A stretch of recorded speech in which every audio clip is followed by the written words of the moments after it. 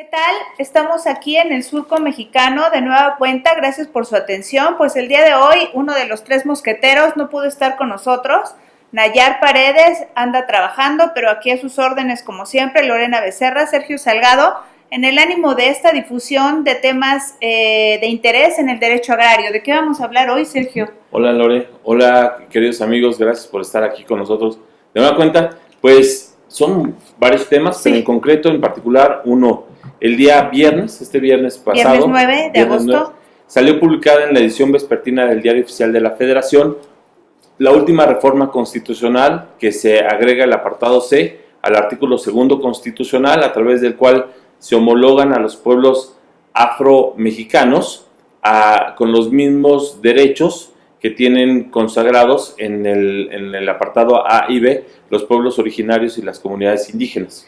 Sí, es un tema de gran relevancia, sobre todo en el materia agraria, porque sabemos, Sergio, que hay afromexicanos, afrodescendientes, que eso fue, los invitamos cuando puedan a ver la exposición de motivos, que había un problema en el nombre, que de alguna manera son ejidatarios y comuneros a lo largo del país y sobre todo en las regiones que ahorita vamos a platicar, que es Veracruz, Guerrero, Oaxaca, donde se asentaron estos pueblos africanos en su momento, casi todos esclavos, y que tienen derechos agrarios. Es muy interesante porque la reforma se quedó, a mi juicio, ¿qué opinas?, muy corta. Sí.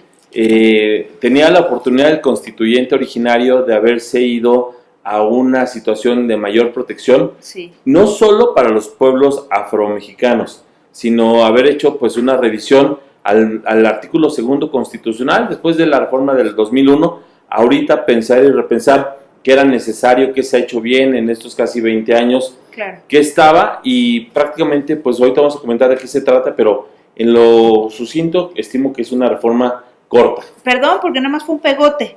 Digo, finalmente si lo vemos íntegro el artículo, sí quedó como un pegote, ahí nada más como para quedar señalados, pero como que no está integral, ¿no, Sergio? Como que no la lograron empatar para que tuviera una,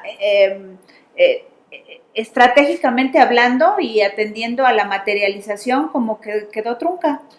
Bueno, habría que recordar que en lo que lleva esta legislatura han sido varias las iniciativas que se han presentado. Sí.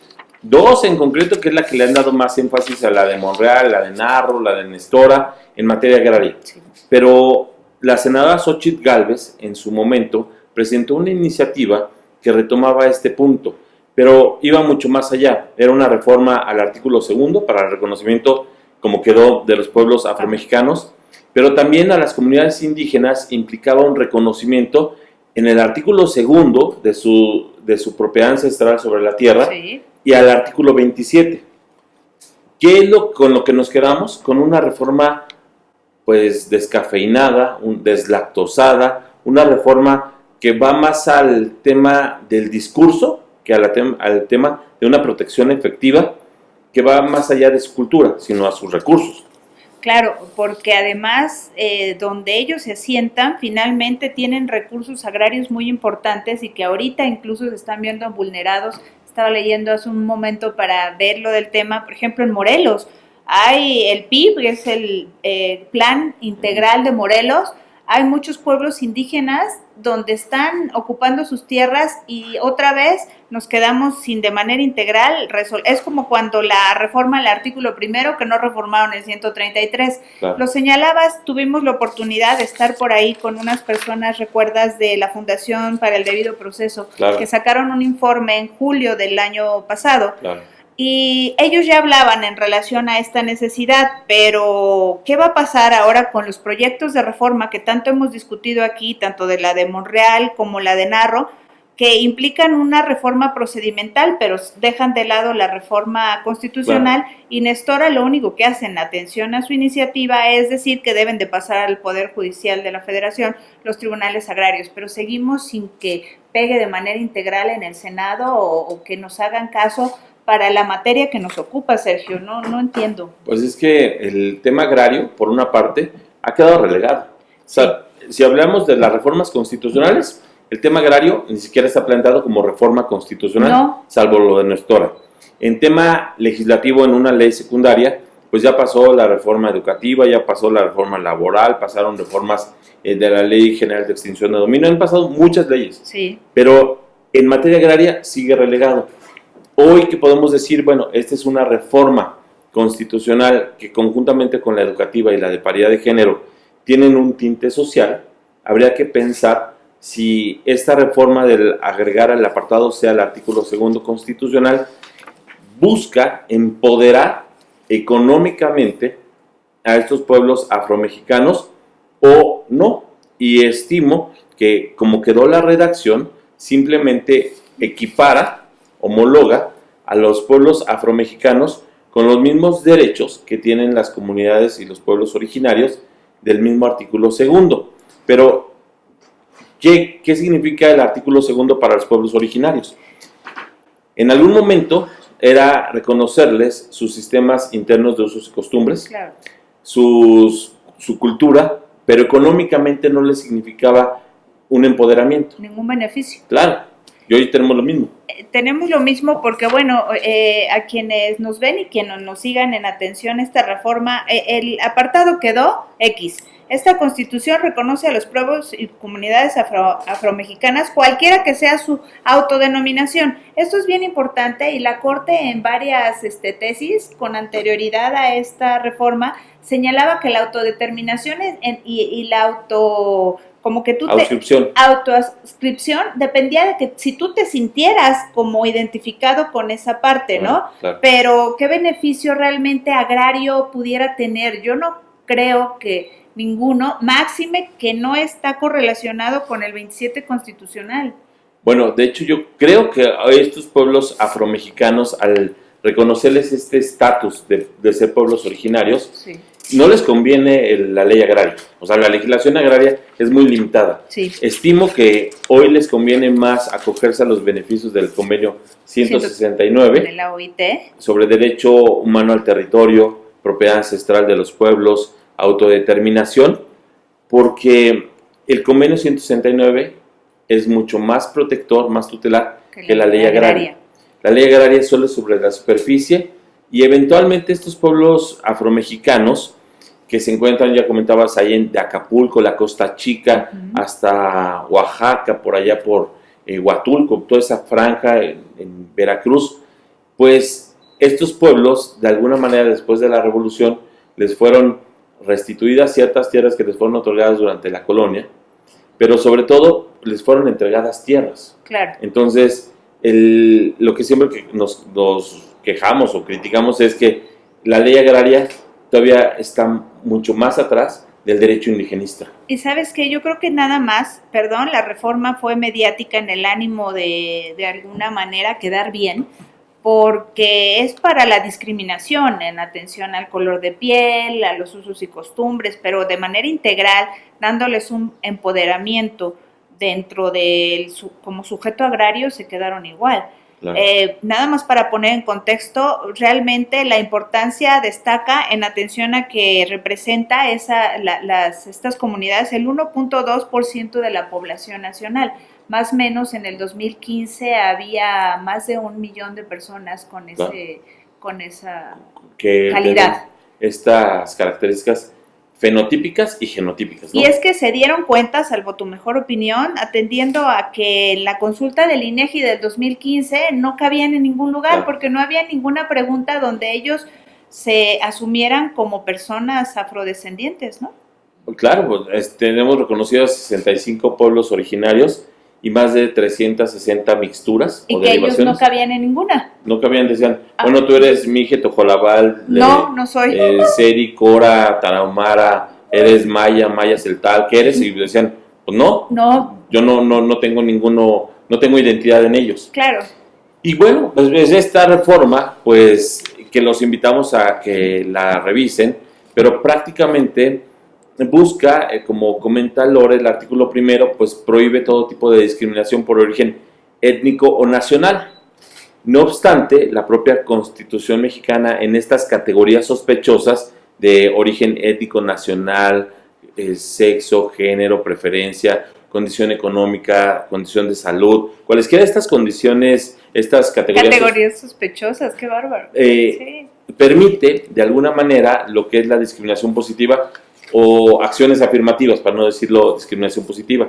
Y pues la Corte tiene por ahí su protocolo de actuación para evitar esta discriminación, porque dice, bueno, a personas iguales trato igual, a personas desiguales trato desigual. Y el problema con estas personas era que no se le estaban dando el mismo trato igual cuando ellas a sí mismas se consideran como una cultura distinta. Y ahora, bueno, nos ven muchos jóvenes estudiantes de Derecho, van a decir, bueno, ¿de dónde surge esto? Es importante históricamente ponernos a ver, porque, por ejemplo, a los jarochos se les denominó así, o los negros, ¿no? Claro. Y ahora a los mozogos, que fueron a dar a Coahuila, que después de 1830 los corrieron de alguna manera de Florida y vinieron a dar a Coahuila. ¿Ellos tenemos mozogos ejidatarios o comuneros? Seguro que sí, Sergio.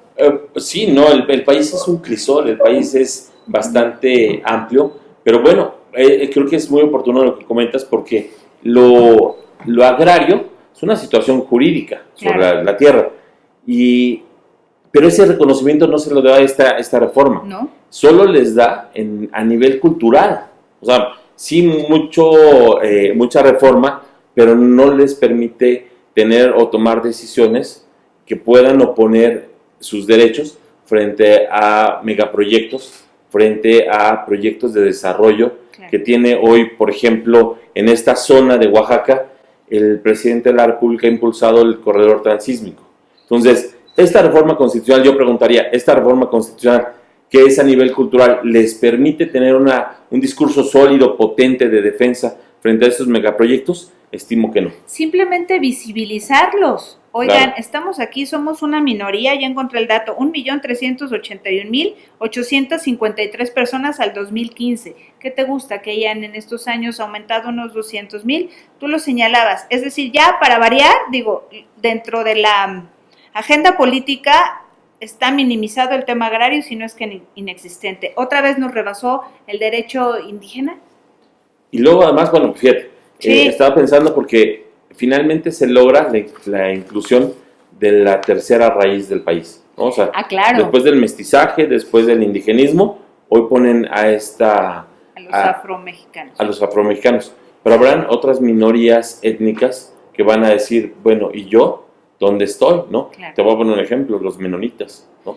Claro. O sea, son mexicanos, aun cuando son objeto de discriminación por los actos que bien o mal, no lo sé, llevan a cabo ahí en Quintana Roo, el desmonte de la selva y demás. Dicen, bueno, somos mexicanos y somos una minoría. Quizá no somos un pueblo originario. Habría que empezar a explicar qué es un pueblo originario o a partir de cuándo se considera un pueblo originario, ¿no? Claro, pero que eso muchos de nuestros estudiantes se enojan, Sergio, porque nos dicen, es que a mí me dan agrario y me dan la historia. Claro.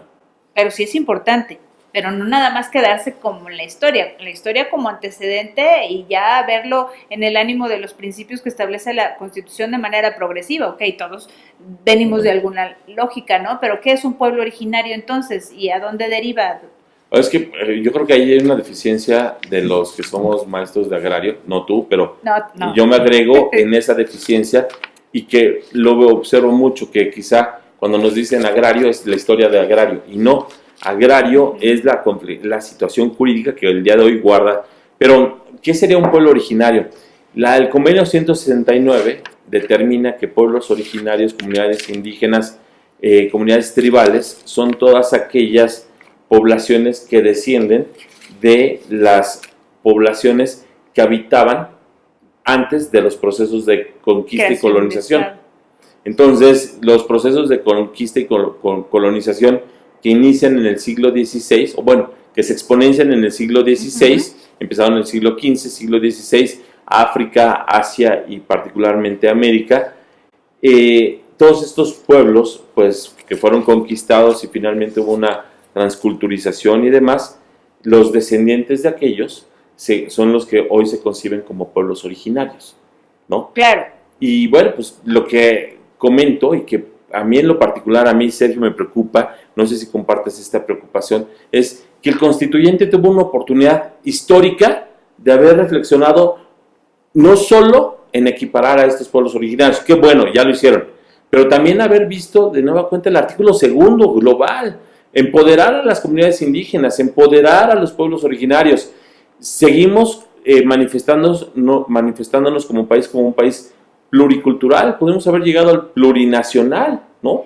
Pero a ver, Sergio, el problema está que el pudimos y debimos cuando tienes un legislativo que realmente le importa entrar al fondo del asunto. Claro. Y cuando hay voluntad política y cuando hay estudio y cuando hay comunicación entre legisladores. El problema está ahorita, yo la verdad considero que es algo mediático. Ah, sí, estaba porque desde hace cuánto tiempo tiene esta situación. Claro. Y lo destaparon ahorita y dijimos, ok, y hacemos foros porque los hicieron, en la exposición de motivos lo señala, como que nada más para cumplir con la presión internacional que había al respecto. Y ahorita que comentas esto, fíjate que si se aprobó esta reforma el día 9, las consultas para el corredor transísmico que van ahí de Tabasco, que vienen en Veracruz, en el Istmo, ¿no? Sí. Que llegan aquí a Tehuantepec, que llegan a Oaxaca, pues ya se llevaron las consultas para los pueblos originarios.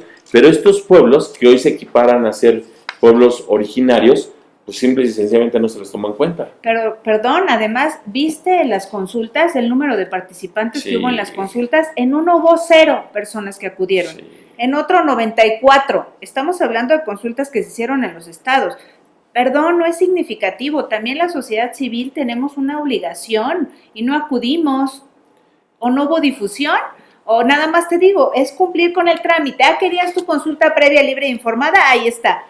Es Y cumplir con el se- trámite, porque básicamente estos pueblos originarios, indígenas, afromexicanos, afrodescendientes, afroindios y todas las categorías que se utilizan y que algunas pueden ser polémicas o no, Sí. lo que quiero decir es que hoy la amenaza que viven estos pueblos originarios es por los megaproyectos, o sea, turísticos, ecoturísticos, lo viven amenazas por temas de proyectos eólicos en todo lo que es el Istmo, toda la zona de La Ventosa, Matías Romero, esta zona de Chahuites, El Espinal, toda esa Claro. parte de Tehuantepec, pero también por el corredor transísmico. Pero entonces, perdóname, pero me suena un premio de consolación. Ya estás reconocido, ¿eh? O sea, perdón, o sea, ya estás reconocido, ya cállate. De todas maneras, vamos a pasar por tu tierra. Pues es lo que esa Sí. es la crítica que hacemos, porque no les reconocen, no le brindan herramientas para poderlo hacer. No. Miren, lo voy a leer rapidísimo para que todos tengan en contexto. El artículo segundo reformado, en su adición a la fracción, al inciso C, señala: esta Constitución reconoce a los pueblos y comunidades afromexicanas, cualquiera que sea su autodenominación, como parte de la composición pluricultural de la nación. Tendrán en lo conducente los derechos señalados en los apartados anteriores del presente artículo, en los términos que establezcan las leyes, a fin de garantizar su libre determinación, autonomía, desarrollo e inclusión social. Muy bien, gracias.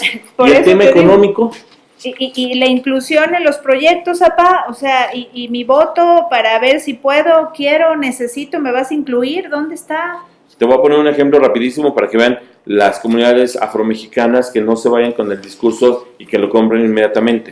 Hoy una comunidad indígena que tiene la autodescripción y que ha sido sometida a las periciales necesarias para reconocerles esta calidad. Ujú.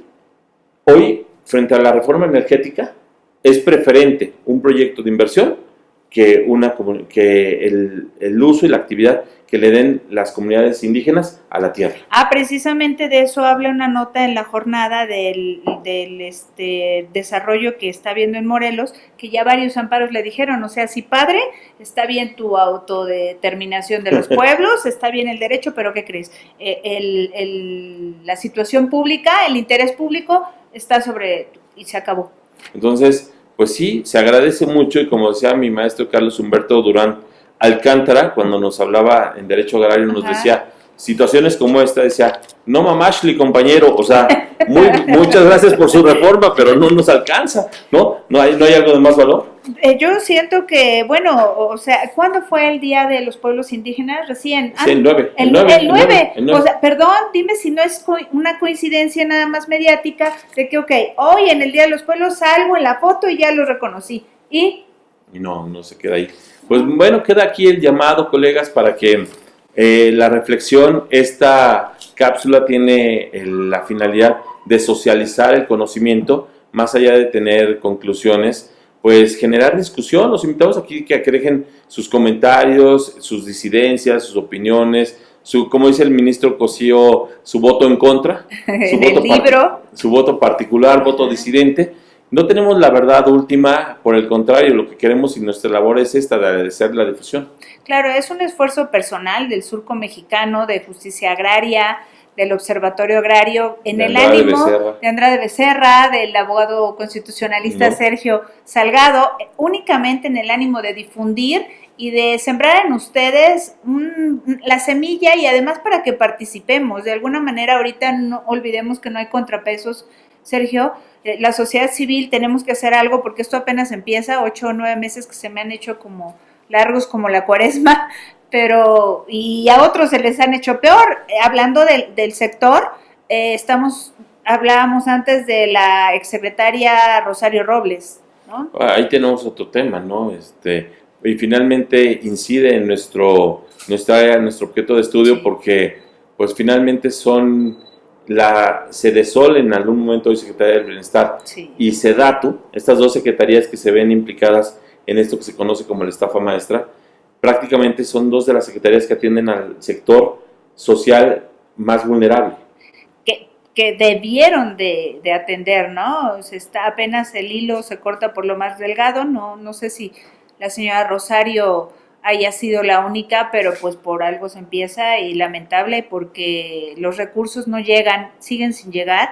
Si antes no llegaban porque se los llevaba la estafa maestra, ahorita también me preocupa mucho, nos preocupa, no sé si compartas la situación de los tribunales agrarios.